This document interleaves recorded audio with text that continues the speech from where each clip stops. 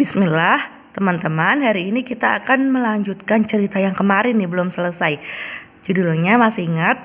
Tertidur di dalam gua, kisah Ashabul Kahfi. Sebelum mulai, baca basmalah dulu bersama-sama. Bismillahirrahmanirrahim. Nah, kemarin ceritanya ini ya.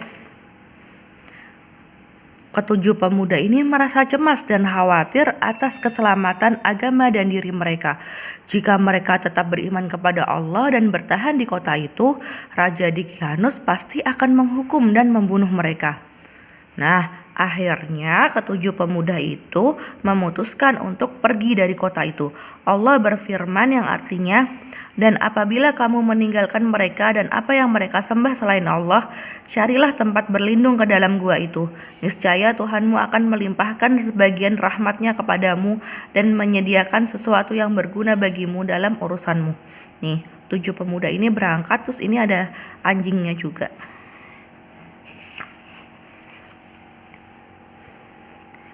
Teman-teman yang solih dan solihah, lihatlah keteguhan mereka meyakini agama dan keimanan kepada Allah. Para pemuda ini memilih untuk tetap beriman kepada Allah. Masya Allah, hebat ya teman-teman. Setelah menyiapkan bekal, mereka bersembunyi di dalam sebuah gua.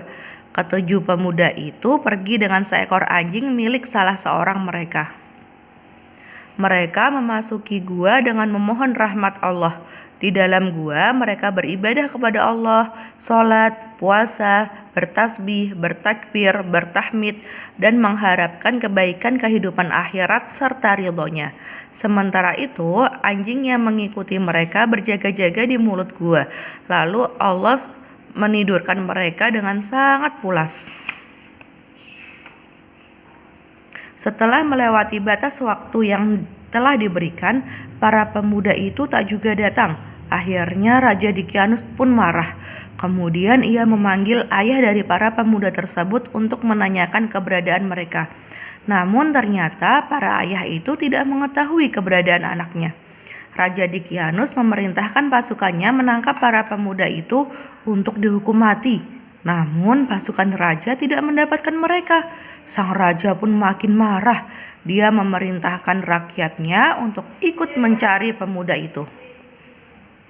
Akhirnya rakyat dan pasukan raja menemukan sebuah gua yang sebenarnya merupakan tempat persembunyian ketujuh pemuda itu. Ini guanya.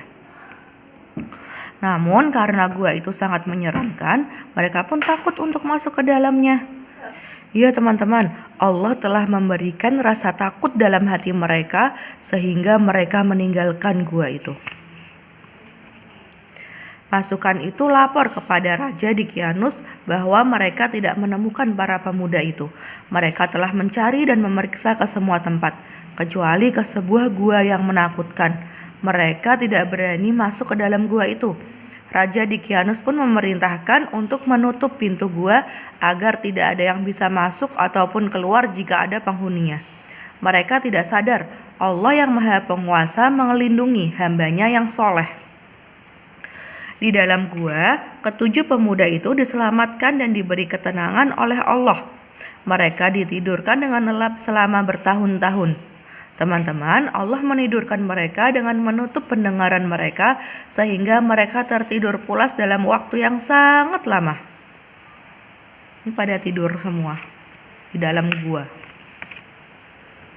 Para pemuda itu tertidur selama 309 tahun di dalam gua tersebut. Teman-teman, pasti heran. Ya, begitulah kekuasaan Allah yang sangat luas. Walaupun para pemuda itu tertidur sangat lama tanpa makan dan minum, tetapi dengan kekuasaan Allah, badan dan jasad mereka tidak rusak.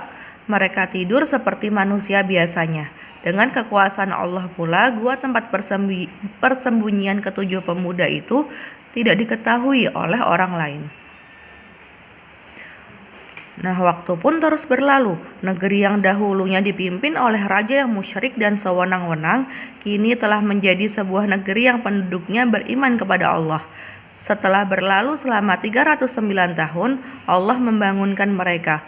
Allah menunjukkan salah satu tanda kekuasaannya untuk orang-orang yang hidup pada zaman itu. Setelah bangun tidur, terjadi percakapan di antara mereka. Para pemuda itu mengira bahwa mereka hanya tertidur selama sehari atau setengah hari saja. Mereka tidak ada yang sadar kalau mereka telah tidur dalam waktu yang sangat lama di dalam gua itu. Ketujuh pemuda ini sangat lapar. Bekal mereka juga sudah habis, kecuali uang perak yang mereka bawa. Kemudian sebagian dari mereka mengusulkan agar seorang dari mereka pergi mencari makanan dan mengawasi keadaan kota yang mereka tinggalkan. Mereka berjanji untuk merahasiakan tempat persembunyian itu. Mereka menyangka bahwa mereka masih dikejar oleh Raja Dicyanus, raja yang musyrik dan zalim. Walaupun dalam keadaan cemas serta kelaparan, mereka masih berpesan kepada sahabat mereka yang pergi ke kota untuk berlaku lembut kepada penduduk kota. Nah, lihatlah teman-teman betapa mulianya akhlak mereka. Begitulah keadaan pemuda yang beriman kepada Allah dan mengutamakan kehidupan akhirat daripada kehidupan dunia. Walaupun mereka berhati-hati supaya tidak dikenal oleh penduduk kota, tetapi Allah berkehendak lain. Berita tentang mereka diketahui semua orang sebagai tanda kekuasaannya. Negeri yang sebelumnya kafir telah berubah menjadi negeri yang beriman. Utusan para pemuda itu tersesat dan merasa asing dengan keadaan kota yang telah berubah. Dia bingung, kotanya kok sudah berubah? Apalagi kemarin dalam pengetahuannya, orang-orang tidak bebas menampakkan simbol keimanan. Namun kini ia mendapati syiar keimanan menyebar di seluruh kota. Ia semakin heran dengan keadaan sekelilingnya. Ini sudah ada masjid, sudah nggak nyembah berhala lagi. Saat utusan pemuda itu membeli makanan dengan uang perak yang dimiliki, penjual makanan itu kaget. Uang yang diberikan kepadanya berbeda dengan uang yang digunakan pada saat itu. Si penjual makanan bertanya, "Dari mana kamu mendapatkan uang ini? Dan kamu ini sebenarnya siapa?" Pemuda itu menjawab, "Aku penduduk negeri ini." Si penjual makanan itu tidak percaya. Lalu ia membawa pemuda itu ke hadapan raja. Namun si pemuda juga merasa aneh dan bingung. Ia tetap tidak menyadari bahwa sudah tidur selama 309 tahun. Selanjutnya si pemuda itu mendapat banyak pertanyaan dari raja yang beriman. Pemuda itu menceritakan keadaan dirinya dan teman-temannya serta menunjukkan lokasi mereka yang berada di gua. Lalu sang raja beserta sebagian rakyatnya mendatangi gua tempat para pemuda yang telah tertidur selama 309 tahun. Peristiwa ini adalah bukti kekuasaan Allah. Setelah peristiwa itu diketahui oleh banyak orang, Allah mewafatkan para pemuda Ashabul Kahfi itu.